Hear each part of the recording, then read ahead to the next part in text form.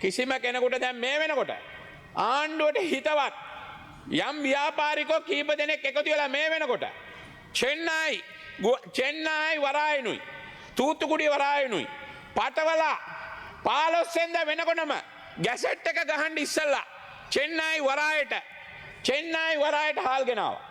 ඊළඟට තූතුකුඩි වරායට හාල් ගෙනාවා. මේ 20ක් කන්ටේනර් 20 ගානක් කෙනෙකුට දුන්නේ. 5 දෙනා කන්ටේනර් 20 කොම්පැනි 9කට දැම්මා. අනික් කටියට ගන්න දුන්නේ කොම්පැනි 10 5 මේ ව්‍යාපාරිකව 5 දෙනා දාගත්තා. දාලා අද වෙනකොට අද කොළඹ වරායට ඇවිල්ලා ඉවරයි හාල්. ඉස්සර නම් හොරකම් කරා යකෝ මේක මාර හොරකම් කරිලා අවුෙන් නැති වෙන්න මේ හොරකම කරන්නේ. අල්ලන්න බෑනේ. ගැසට් එක ගහුවා බඩුව ආවා. අල්ලන්න බෑ. චෙන්නයි අන්න මන්ත්‍රීතුමෙක් කියනවා අපි එහෙම ළමයිලු. මහත්තයෝ ටැක්ස් ගහන්නත් බොන්න ඕන මිනිස්සු. ටැක්ස් ගන්නත් බොන්න ඕන. කොහොමද බොන්නේ 4600යි. ගල් බෝතලේ බොන්නේ. ඒක බියුවොත් තමයි ටැක්ස් එක හම්බෙන්නේ බද්දා හම්බෙන්නේ. බොන්න ඕන මහත්තයෝ අය හැපැත්තේ මහත්තයෙක් කියනවා ටැක්ස් එකතු කරනවලු. ටැක්ස් එකතු කරන්න බොන්න එපායි. ඌ බියුවොත්නේ අපි ටැක්ස් ගන්නෙ.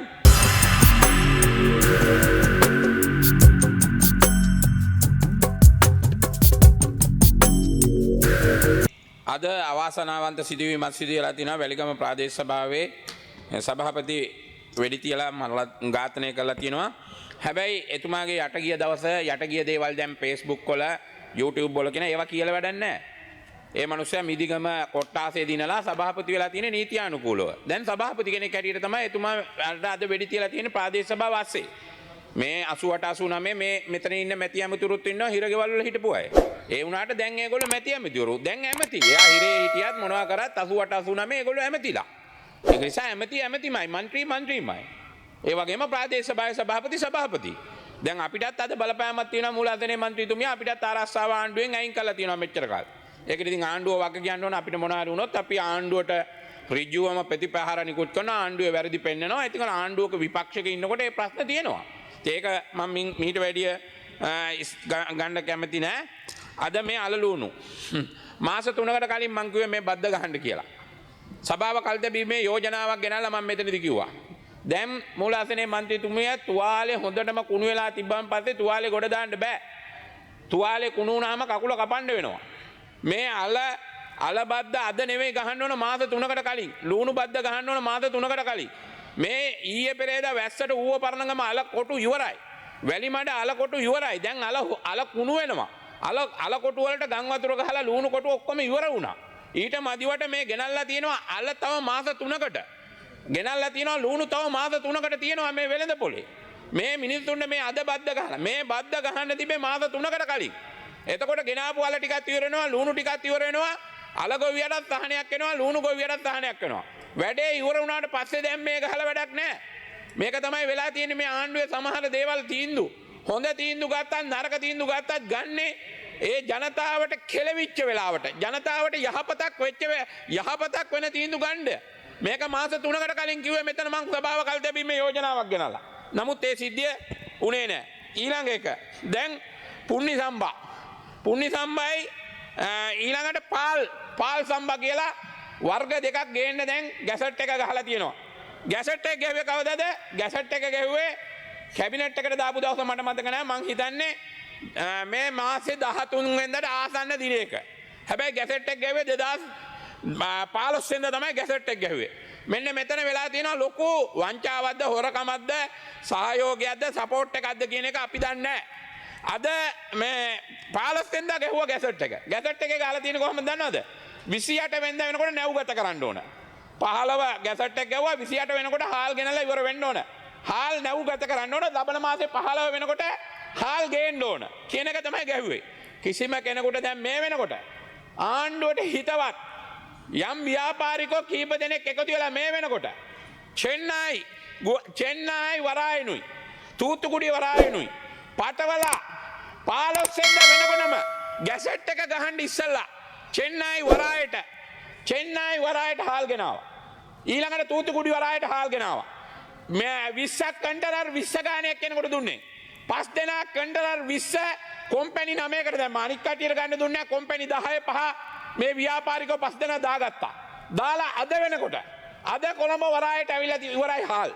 අද කොළඹ වරායට. එතකොට දවස් 5ක් ඇතුළත කොහොමද චෙන්නයි මෝල් වලින් අමරලා තූතුකුඩි මෝල් වලින් අමරලා වී ටික කාල් කරලා චෙන්නයි වලට ඇවිල්ලා ගැසට් එක ගහලා ගැසට් එක ගෙවි රෑ 12ට ගැසට් එක ගහපු දවසේ උදේ වෙනකොට ගැසට් එක ගහන්න ඉස්සලා ආණ්ඩුවට හිතවත් ආණ්ඩුවටද ඇමතිතුමාටද කියලා මන් දන්නේ නැහැ ආණ්ඩුව ගැන මන් කියන්නේ නැහැ ඇමතිතුමාට හිතවත්තු 5 දෙනෙක් ව්‍යාපාරිකෝ මේ වෙනකොට ඇවිල්ලා තිනවා එතකොට ඉන්දියාවේ අද නිවාඩු මූලාසනේ මන්ත්‍රීතුමිය දැන් දීපවාලි චෙන්නයි මේ දවස්වල නිවාඩු හරියටම ඇල්ලුවා නිවාඩු දවස් 5ක් චෙන්නයි නිවාඩු තූතුකුඩි නිවාඩු මේ දවස්වල මේ දීපවාලි අස්සේ කිසිම ව්‍යාපාරිකයෙකුට හාල් ටික ගන්න බෑ මේ ආණ්ඩුවට හිතවත් නැත්තම් වෙළඳ ඇමතුමාට හිතවත් ඉස්සර නම් හොරකම් කරා යකෝ මේක මාර හොරකම් කරිලා අවුෙන් නැති වෙන්න මේ හොරකම කරන්නේ අල්ලන්න බෑනේ ගැසට් එක ගහුවා බඩුව ආවා අල්ලන්න බෑ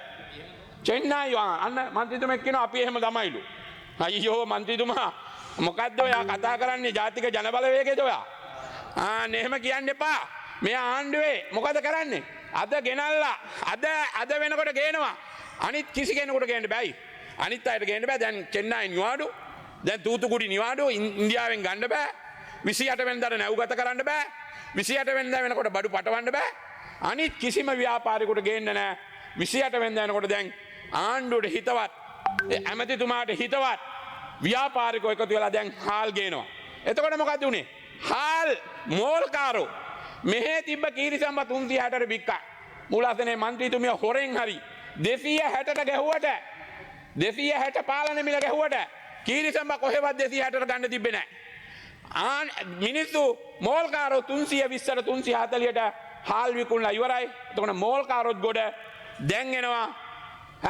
පුන්නි සම්බයි